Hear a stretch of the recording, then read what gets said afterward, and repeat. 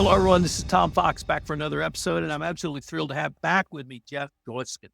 Jeff is the founder and CEO at Stampede Social. Jeff, first of all, welcome back. It's great to be back for my 100th visit. Do I get a plaque? I feel You like do. You are now the GOAT. I'm in the 100 club. No, thanks for having me back. Thanks for having me. Yeah, you sent out an email blast this week that was really interesting, and I'm going to pull it up here. It's entitled Facebook's latest report dropped. Are you ready? And it gave some really, I think, beyond interesting, and you even say staggering numbers about content views on Facebook feeds, which were posted without external links. So I really wanted to explore that with you and see what is a social strategy that a podcaster can use with this knowledge about Facebook and organic growth. Yeah, absolutely. And just to kind of put that into context, there's an innate fear of every social platform that you're going to go to a different social platform. and I think I feel like they need to get over themselves because it's not like I'm going to live on Facebook, right? I live between YouTube and Facebook and Instagram and Blue Sky or Twitter or whatever. It's just the reality. There's really no reason I'm not going to not come back to Facebook. What are they worried about? So what you were talking about, this is a report that they put out for many years, and I can give you the link to put in your show notes. But what the name of the literal report put out by Meta is widely viewed content report, what people see on Facebook. So in 2021, if you put a link in your post caption, like, hey, Jeff and Tom are talking, here's the link, right? Because that's the easiest thing to do. 13%. You had a 13% of the posts that got seen had a link, which means if you didn't put that link there, your odds of being seen would have been dramatic. Now, just a few years later, that's 2%. So it keeps going down, right? So 97 some percent of all posts that are active and get seen and get the most traction do not have comments in their posts. So now there's a couple of ways that you can kind of deal with this. Is one, you can put it in the comments, right? And so the problem with putting something in the comments is when people share it, then you get lost. So if you're a podcaster and I go, here's my Tom and Jeff episode, so amazing, go to the comments, find it in the comments, and then it's in the comments. And then our friend sees this and goes, oh, Tom and Jeff, they've talked 100 times together. This is the greatest thing ever. And so I'm going to share it. So now they share it. Now all they see is whatever image we put up there and maybe some of the caption, because now they have to click and then click. Nobody clicks and clicks. I mean, it's now that link is now buried. So the fix of putting it in the comment isn't going to help. You mentioned Stampede Social. I appreciate that. The one solution for podcasters, and this is unfortunately, and this is true for anything that you might use, this is for Stampede Social is a DM automation tool. So they can get you the link without putting the link in and create an engagement with your follower, with your fan, to get them the link and to get them to click without friction. On your personal page, the page that you set up originally, you can't do any of this cool stuff with because it's just Meta doesn't allow it. So if you choose to put the link, you can, but it's a different ball game. So what I'm talking about is when you created that podcast page, I'm going to create a Facebook page and not a group, because I know this is all confusing. Meta ruins everything eventually.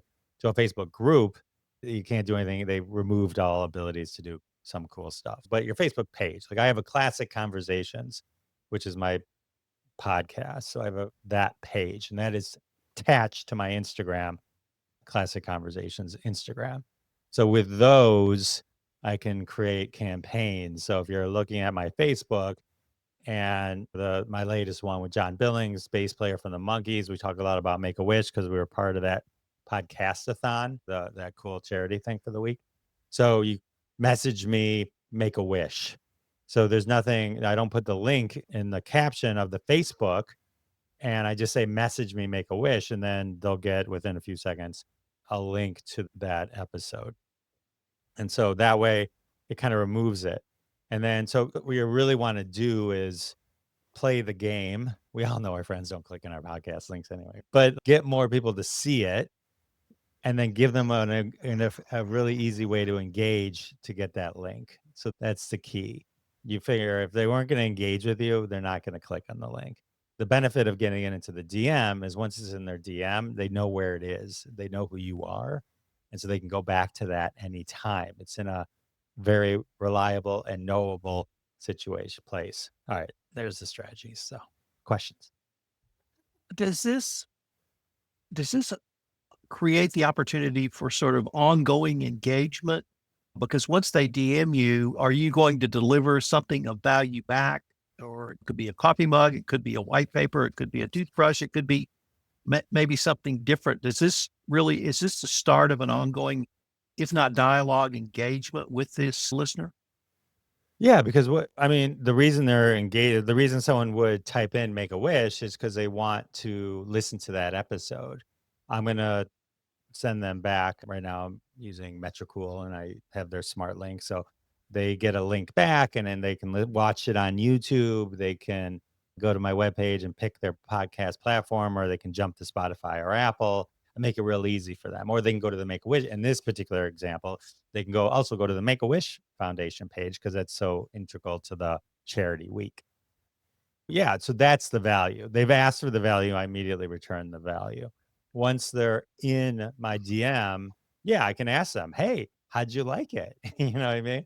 "Hey, if you like that one, I talked to John last year, you might like this episode also," that kind of thing. And the idea then is you're starting a relationship with them because they're in the DMs. A lot of what we do on social that feels kind of empty and alone is we don't have that connection. How many people, yeah, I joked earlier, our friends don't click on the links. We don't really know because they also don't comment. And so if some do, you know what I mean? And you don't know how many people are just randomly clicking on something that you put in your post. And so this way you kind of have an understanding of who is engaging with you, who your really engaged fans are. I define real fans. I encourage everyone to make the number of comments to be your KPI. Like, how many times can I get someone to DM me or comment on one of my posts? And then use that as a way to think about what I'm asking them for or to do. And again, it doesn't have to be to get an automation. It doesn't have to always be, "Hey, I got something.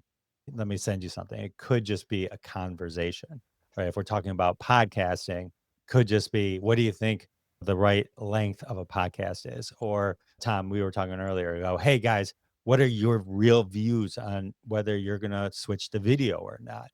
And to start a conversation. Once people are starting those conversations, they're much more engaged fan. So then when you do say, "Hey, here's a really cool episode," they go, "I got to check that out." And they'll engage with you that way too. So it's sort of a balance. I think Gary Vee had a book, Jab Punch or something like that. That's the whole idea. It's give and then ask. Jeff, let me ask you about a term or concept I call staleness. And what I mean by that is the give away, the thing of value, the place you send people.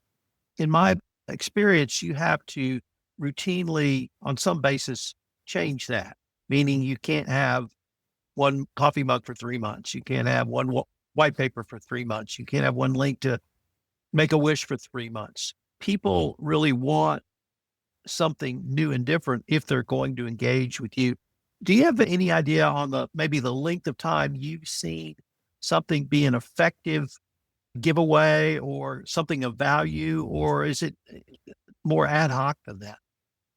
As podcasters, we have built in updated information. I feel like I get an email from you every 15 minutes, right? So there's always some link to Tom Fox, something going on.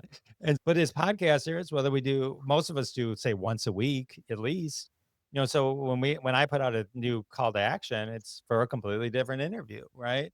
The idea, my always hope is that they'll listen to that one and then be drawn to go, "This one was awesome. The other ones must be awesome also." But we as podcasters have that built in. If you're doing a giveaway or something like that, yeah, a week is a good amount of time.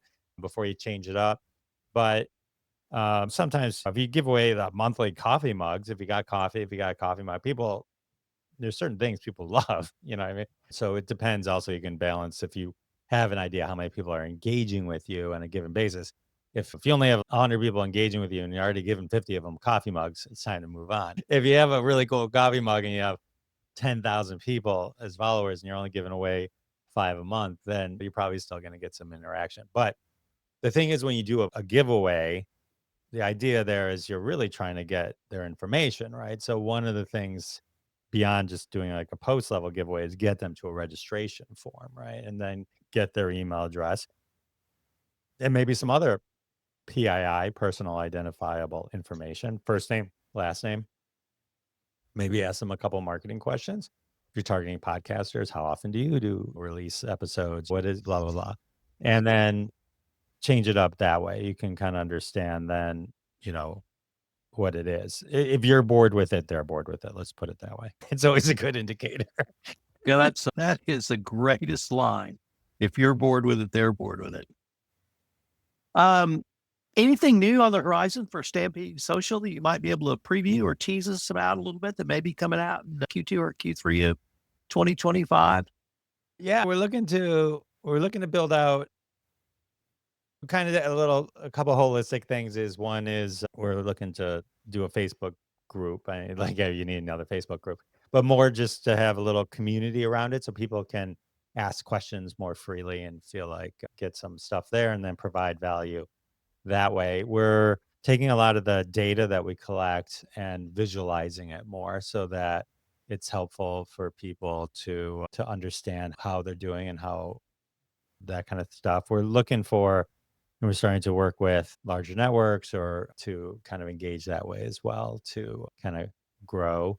But in terms of features, we're always kind of it's always like little things here and there just to make everyone's life easier, kind of just improve the things that we have to be able to support the creators and the podcasters that we have. But Jeff, we're coming into a little bit of a new podcast conference season. We've got Podcast Evolutions in Chicago, end of March, 1st of April. Then we have Podcast Movement, 10-year anniversary in Dallas in August. Are there any conferences that you plan on attending that people might be able to catch up with you? it's possible that I'll be at Evolutions, but I do like Dallas as well, so I might swing by that one as well. It just depends on my schedule. It seems like all these things all fall at the same time. There's always a million places to go. Right now, I tentatively might head to Evolutions. Depends if I can secure a few meetings or not. Yeah, Chicago in March, snow and rain. Dallas in August, nothing but heat. It's a great gig. Jeff, thanks again for putting that email out. That popped with me. And you wrote a great piece as well that you linked to in your email, hyperlink noted. So we're going to link I'm to just all. excited someone reads the email. You never know. You know what I mean? It's like, You had a pretty stunning opening. You did not bury the lead, but 97% of Facebook users do something. You better figure out what they're doing. Anyway, thanks for doing that. And thanks for taking the time to come on and visit with me. I'll visit with you anytime. You're awesome. Thank you.